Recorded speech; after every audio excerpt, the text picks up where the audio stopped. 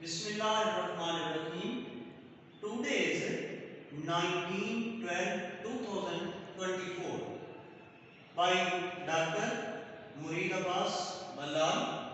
Topic: Important short questions and long questions from chapter number 7. आज हम chapter number 7 के अहम क्वेश्चन वो निकालेंगे जो आपके बोर्ड के इम्तिहान में आते हैं। ये इनको अच्छी तरह आपने करना है। सबसे पहले वाइटल फोर्स थ्योरी, आपने कुछ नहीं लिखना, सिर्फ डेफिनेशन लिखनी है। वाइटल फोर्स थ्योरी, ये पहला और वेरी इंपॉर्टेंट क्वेश्चन है। दूसरा है Wohler's work, define Wohler work. Wohler ने क्या किया है वो आपने डिफाइन कर देना है और साथ उसका जो उसने यूरिया बनाया है अमोनियम साइलेट से वो रिएक्शन भी लिखना है। तीसरा क्वेश्चन है modern definition of organic chemistry. Organic chemistry की मॉडर्न डेफिनेशन क्या है, ये आपकी बुक में दी हुई है। And modern definition of organic compounds. चौथा क्वेश्चन है कार्बोनाइजेशन ऑफ कोल, कि coal when heated in the presence of oxygen strongly heated at 900 degree centigrade, तो this is the carbonisation of coal. ये आपने आपकी बुक में जहां कोल का टॉपिक है ये उसमें दिया हुआ है। ये शॉर्ट क्वेश्चन है, वेरी इंपॉर्टेंट है। इसी का दूसरा नाम है आर डिस्ट्रक्टिव, ये लाइन शो कर रही है are destructive distillation of coal. पांचवा शॉर्ट क्वेश्चन है फॉर्मेशन ऑफ कोल। कोल कैसे बना है कि जो वुड है it was converted into peat and peat was converted into the coal. ये पूरी आपने इक्वेशन लिखनी है उसमें।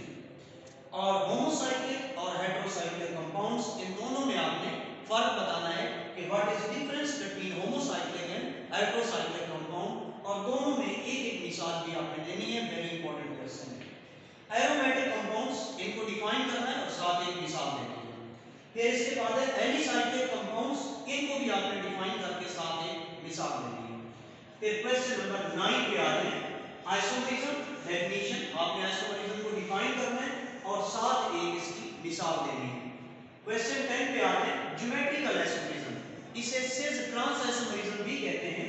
आपने ज्योमेट्रिकल आइसोमेरिज्म को डिफाइन करके साथ इसकी एक मिसाल देनी है। क्वेश्चन नंबर 11 है मेटामरिज्म। मेटामरिज्म को आप डिफाइन करेंगे और इसके साथ एक इसकी एग्जांपल देंगे। क्वेश्चन नंबर 12 है टाटोमरिज्म। टाटोमरिज्म ये भी स्ट्रक्चरल आइसोमेरिज्म की एक टाइप है। आप इसको डिफाइन करेंगे और साथ इसकी एक मिसाल देंगे। 13 क्वेश्चन है define hybridization with its types. आप हाइब्रिडाइजेशन को डिफाइन करेंगे और इसके साथ इसकी तीन टाइप्स हैं sp, sp2 और sp3, इन तीनों के नेम लिख देंगे। 14 क्वेश्चन है कैटालिटिक क्रैकिंग। आपने कैटालिटिक क्रैकिंग को डिफाइन करना है और इसका जो टिपिकल कैटलिस्ट है एल्यूमिना और सिलिका वो भी आपने मेंशन करना है, लिखना है। और 15 है स्टीम क्रैकिंग। आप स्टीम क्रैकिंग को सिर्फ जस्ट डिफाइन करेंगे। ये 15 क्वेश्चन है जो चैप्टर 77 के हैं और ये बार-बार आपसे वेरी इंपॉर्टेंट क्वेश्चन है, इनकी तरफ तवज्जो दीजिए। डियर क्लास, आप सब स्टूडेंट्स इसको अच्छी तरह से करके इसका एक दफा मुझे टेस्ट दे दें। अब लॉन्ग क्वेश्चन है। लॉन्ग क्वेश्चंस के अंदर सबसे पहले है डिफाइन क्रैकिंग। वेरी इंपॉर्टेंट है, आपने सिर्फ क्रैकिंग को डिफाइन करना है dear students, and explain types of cracking. फिर आपने क्रैकिंग की टाइप्स बतानी है कि कौन सी टाइप्स हैं।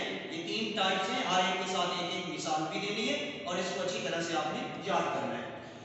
दूसरा क्वेश्चन है डिफाइन स्ट्रक्चरल आइसोमेरिज्म। आइसोमेरिज्म की एक टाइप है स्ट्रक्चरल आइसोमेरिज्म। आप डिफाइन करेंगे और स्ट्रक्चरल आइसोमेरिज्म को डिफाइन करके explain types of structural isomerism. इसकी 5 टाइप्स हैं। डियर स्टूडेंट्स, आप इन 5 टाइप्स को एक्सप्लेन करेंगे एक एक मिसाल के साथ। पहले डिफाइन करें फिर उसके साथ एक एग्जांपल दें। और क्वेश्चन नंबर 3 लॉन्ग क्वेश्चन है explain geometrical isomerism. Geometrical isomerism को डियर स्टूडेंट्स आपने डिफाइन करना है। इसके बाद आपने इसकी कम से कम 2 मिसालें देनी है ज्योमेट्रिकल आइसोमेरिज्म की। क्वेश्चन नंबर 4 है long question explain classification of organic compounds. Organic compounds की आपकी बुक में ये वेरी इंपॉर्टेंट टॉपिक है, इसी में से शॉर्ट क्वेश्चन भी आते हैं। आपने क्लासिफिकेशन करनी है। इसका एक फ्लो डायग्राम बनी हुई है, वो चार्ट बना हुआ है, वो भी आपने बनाना है और ये हर एक को डिफाइन करके साथ उसकी ज्यादा एग्जांपल्स की जरूरत नहीं है, only 1 example one type of organic compounds. ये नोट करें, explain classification of organic compounds. 5 question है, explain sources of organic compounds. आप organic compounds के sources बताएंगे. ये non renewable sources हैं, ये fossil fuels हैं, कोल है, पेट्रोलियम है और नेचुरल गैस है. डियर स्टूडेंट्स, आप हर एक को डिफाइन करें, उसके बाद उसकी फॉर्मेशन लिखें, उसके बाद उसके यूजेस, उसकी एप्लीकेशंस लिखें. तो ये हर एक में आपने इसको डिफाइन करके उसकी फॉर्मेशन और फिर उसके यूजेस आपने बताने हैं. Sources of organic compound, this is also important question. Now define sp3 hybridization. अब sp3 हाइब्रिडाइजेशन को आपने डिफाइन करना है और उसकी एक मिसाल आपकी बुक में 2 मिसालें दी हैं, मीथेन और इथेन की. तो आप एक मिसाल उसकी मीथेन की कम से कम ये जरूर दें. फिर आ जाए क्वेश्चन नंबर 7 पे, डिफाइन sp2 हाइब्रिडाइजेशन. आपने sp2 हाइब्रिडाइजेशन को एक्सप्लेन करना है, डिफाइन करना है कि जिसमें एक s और 2 p एटॉमिक ऑर्बिटल इंटरमिक्स होते हैं. Explain with the example of ethene. आपने इथीन की मिसाल देना है. और समटाइम होता है question with example of ethylene. Ethylene ही का दूसरा नाम तो इथीन है, कॉमन नेम इथाइलिन है. तो not confuse with this question. Question number 8 पे आ रहे हैं, डिफाइन sp हाइब्रिडाइजेशन. आपने sp हाइब्रिडाइजेशन को डिफाइन करना है. Explain with example of ethyne.